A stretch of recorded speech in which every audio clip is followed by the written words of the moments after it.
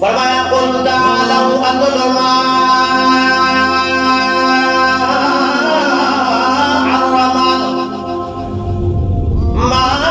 حرم ربكم علیکم. قل میرے پیغمبر ان کو کہہ دیجیے تعالوا آ جائیے اتل ما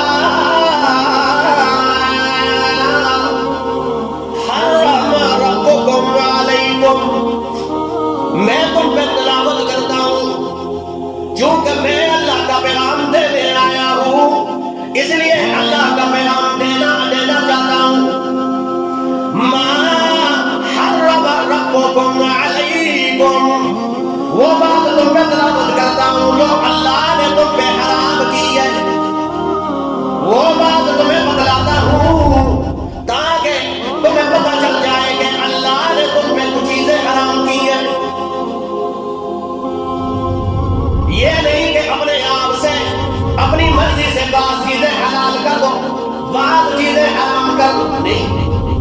شریعت مرضی کا نام نہیں ہے بلکہ اطاعت کا نام ہے، فرما برداری کا نام ہے. صحابہ کرام رضوان اللہ علیہم اجمعین کو جناب محمد مصطفیٰ صلی اللہ علیہ وسلم نے یہ طریقہ سکھلایا ہے کہ خوشی میں کیا کرنا ہے، غمی میں کیا کرنا ہے.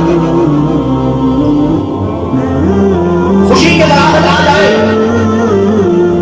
تب کیا کرنا ہے، غمی کے پہاڑ ٹوٹ پڑے تم پہ تب کیا کرنا ہے.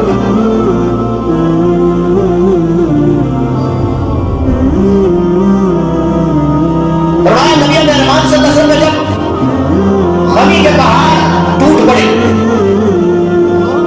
بیٹے سارے فوت ہو گئے،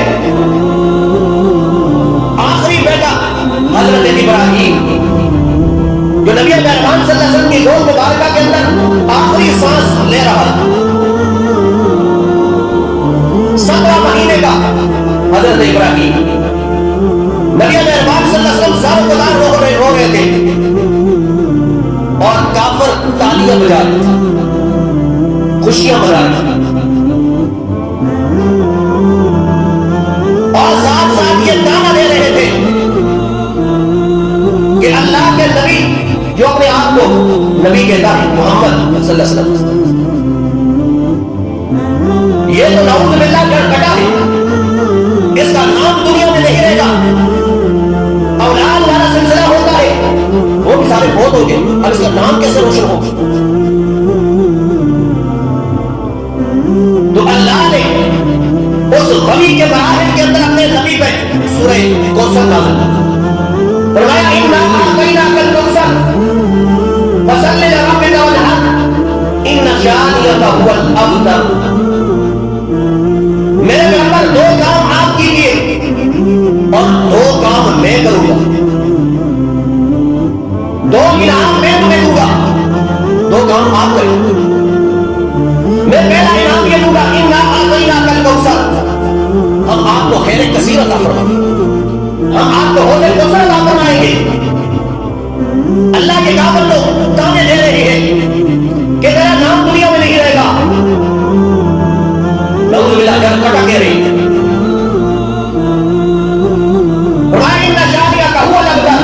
دوسرا انعام یہ ہوگا تیرے دشمن کو جان کٹا بنا، اس کا نام دنیا میں نہیں رہے. اور اس غمی کے مراحل کے اندر آپ نے کیا کرنا ہے، فصل لربک وانحر، آپ نماز پڑھی، عبادت کریں، قربانی دیں. اور جب نبی مہربان صلی اللہ علیہ وسلم میں خوشی کے اثرات، فتح اور نصرت کے بشارتیں آئیں، اذا جاء نصر اللہ والفتح ورأیت الناس يدخلون فی دین اللہ افواجا، نبی خوش ہے، لوگ جوگ در جوگ اسلام کے اندر داخل ہو رہی ہیں، نبی خوش ہے. اللہ اب یہ خوشی ہے، خوشی میں کیا کریں، فرمایا فسبح بحمد ربک واستغفر، آپ تسبیحات کریں، اللہ کو یاد کریں، استغفار کریں. گویا خوشی کے اندر بھی نبی کی تعلیمات یہ ہے اللہ کو یاد کرنا ہے. غمی کے اثرات جب آئے جائیں تب بھی اللہ کو یاد کرنا ہے، عبادت کرنی ہے، نمازیں ادا کرنی. تو بدعات اور رسومات میں پڑ گئے. جب دنیا سے نبی مہربان صلی اللہ علیہ وسلم کس مہینے میں کوچ کیے ہوں گے تو صحابہ کرام پہ کیا گزری ہوگی. اور نبی مہربان صلی اللہ علیہ وسلم نے آخری اوقات میں کچھ نصیحتیں کی, وصیتیں کی. اپنی اولاد کو جمع کرتا ہے اور آخری لمحات ہے, پتہ چل گیا انسان کو, اور انسان اپنی اولاد کو, رشتہ داروں کو جمع کر کے کچھ وصیتیں کرتا ہے, کچھ نصیحتیں کرتا ہے, میرے بعد یہ کرنا ہے, میرے بعد یہ کرنا ہے. تو رسول اللہ صلی اللہ تعالی علیہ وسلم اپنی امت والوں کو کچھ وصیت کر گئے, کچھ نصیحت کر گئے. اللہ ہمیں اس وصیت پہ عمل کی توفیق نصیب فرمائے. حضرت عبداللہ ابن مسعود رضی اللہ تعالیٰ فرماتے ہیں قرآن کی یہ آیات نبی مہربان صلی اللہ علیہ وسلم کی وصیت نامہ ہے, اور تورات اور انجیل کی تعلیمات ہیں. قرآن مجید اور تورات اور انجیل کی جو مشترکہ جو دعوت ہے اس کا ذکر ہے ان آیات.